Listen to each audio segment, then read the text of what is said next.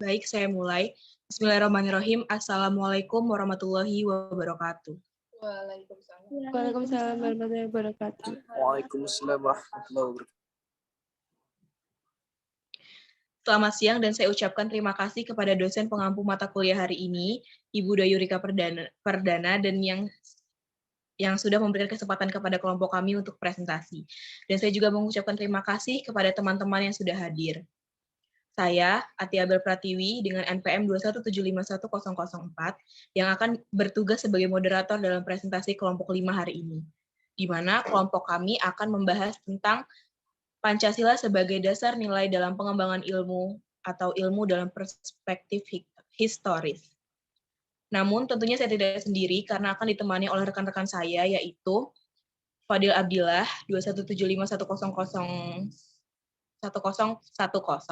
Kevin Arashid 217510015, Medina Pramiswara 217510017. Untuk pembahasan pertama akan disampaikan oleh saya sendiri tentang ilmu.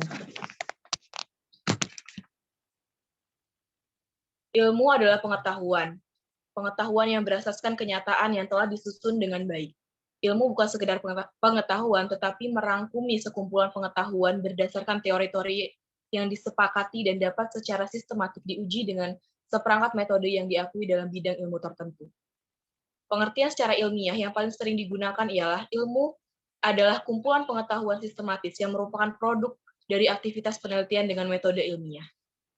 Ilmu pengetahuan adalah produk dari epistemologi, dengan kata lain ilmu terbentuk dari 3 cabang filsafat, yakni ontologi, epistemologi, dan aksiologi. Jika ketiga cabang tersebut terpenuhi, berarti sah dan diakui sebagai sebuah ilmu.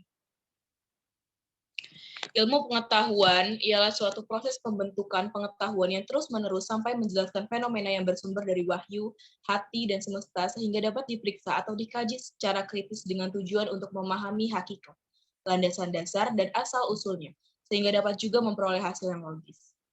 Sedangkan ilmu dalam segi historis, yaitu ilmu pengetahuan berkembang melangkah secara bertahap menurut dekade waktu dan menciptakan zamannya.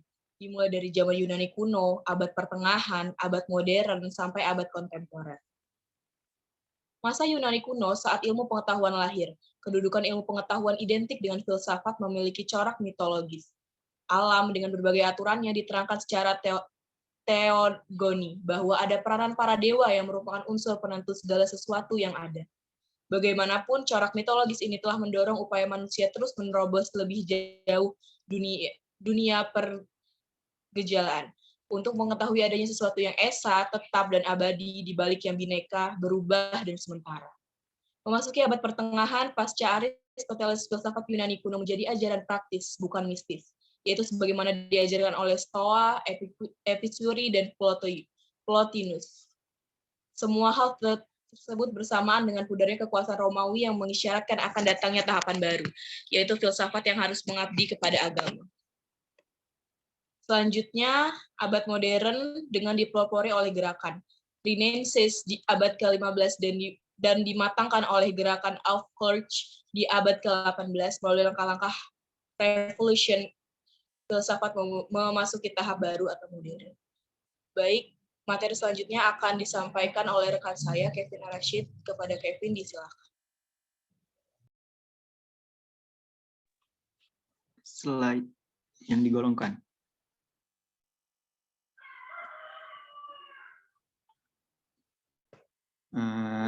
Ilmu pengetahuan merupakan usaha yang bersifat multidimensional, sehingga dapat didefinisikan dan berbagai cara, dan tidak baku. Ilmu pengetahuan dalam arti lainnya adalah suatu sistem dari berbagai pengetahuan yang didapatkan dari hasil pemeriksaan yang dilakukan secara teliti dengan menggunakan suatu metode tertentu. Jadi, ilmu adalah segala proses kegiatan terhadap suatu keadaan dengan cara menggunakan alat, prosedur, dan cara metode, sehingga menghasilkan pengetahuan baru bagi manusia itu. Ilmu pengetahuan dapat digolongkan menjadi 3, yaitu ilmu alamiah adalah ilmu yang mengkaji tentang keteraturan-keteraturan dalam alam semesta menggunakan metode ilmiah yang Contohnya ilmu fisika, kimia, dan biologi. Yang kedua, ilmu sosial. Ialah ilmu yang mengkaji tentang keteraturan-keteraturan dalam hubungan antar manusia satu dengan manusia lainnya. Contoh ilmu sosial itu adalah ilmu sosiologi, ekonomi, dan antropologi. Yang ketiga, ilmu budaya. Ilmu yang mengkaji tentang masalah-masalah manusia dan budaya yang bersifat manusiawi. Contoh dari ilmu budaya itu adalah bahasa, agama, dan kesenian. Ya, selanjutnya akan disampaikan oleh rekan saya, Fadil Apilah. Baiklah, di sini saya akan melanjutkan materi yang sebelumnya telah dijelaskan oleh rekan saya. Di sini saya akan menjelaskan ilmu dalam perspektif historis. Jadi, ilmu pengetahuan berkembang melangkah secara bertahap menurut dekade, waktu, dan menciptakan zamannya. Jadi ilmu pengetahuan itu secara umum dibagi menjadi 3 masa, yaitu Yunani kuno, abad pertengahan, dan zaman modern. Yang pertama saya akan menjelaskan ilmu dalam zaman Yunani kuno. Jadi masa Yunani kuno, saat ilmu pengetahuan lahir, kedudukan ilmu pengetahuan identik dengan filsafat, memiliki corak mitologis. Jadi maksud dari penjelasan di atas adalah ilmu pada zaman ini masih sangatlah dasar dengan alam. Dengan berbagai aturannya diterangkan secara teogoni. Jadi untuk yang belum tahu teogoni itu apa? Teogoni adalah salah satu kosmologi mitologi Yunani yang pertama. Jadi dalam teogonia itu menceritakan bahwa keadaan awal semesta itu adalah chaos. Juga di dalam teogonia ini diceritakan ada kejadian bernama Titanomakhia, pertempuran Zeus dengan Typhon, hukuman Prometheus, kotak Pandora, dan lain-lain. Jadi itu sekilas tentang apa itu teogoni.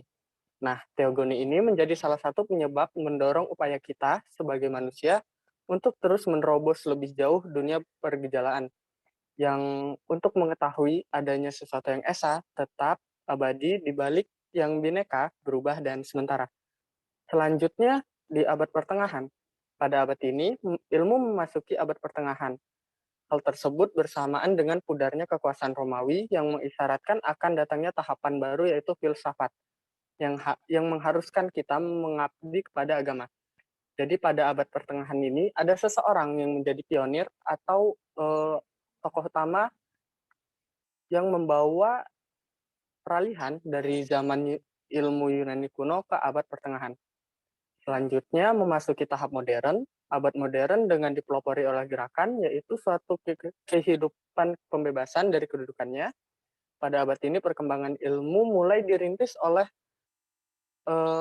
suatu zaman bernama zaman Renaissance. Jadi untuk tambahan Renaissance ini adalah zaman di mana orang-orang besar yang mungkin kita sudah tahu, yaitu Copernicus, Galileo Galilei, Kepler, Descartes, dan Immanuel Kant. Baik, materi yang selanjutnya akan dijelaskan oleh rekan saya, Maidina Prameswara. Untuk Maidina dipersilahkan.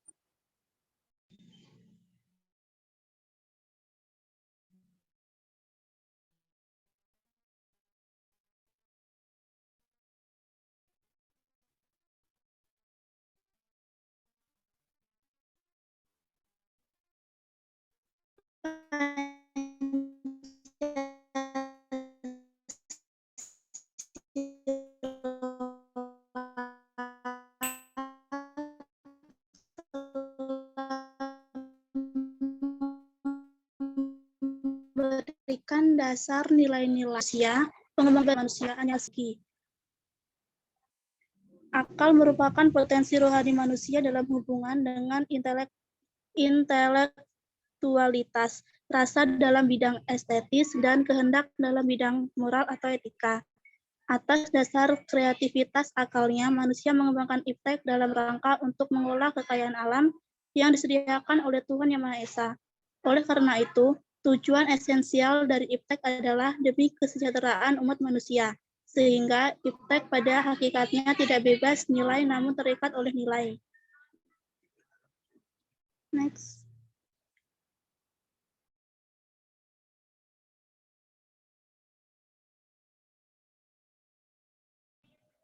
Pada hakikatnya, Pemahaman tentang sejarah kelahiran dan perkembangan ilmu pengetahuan dapat dikonstatasikan bahwa ilmu pengetahuan itu mengandung dua aspek, yaitu aspek fenomenal dan aspek struktural.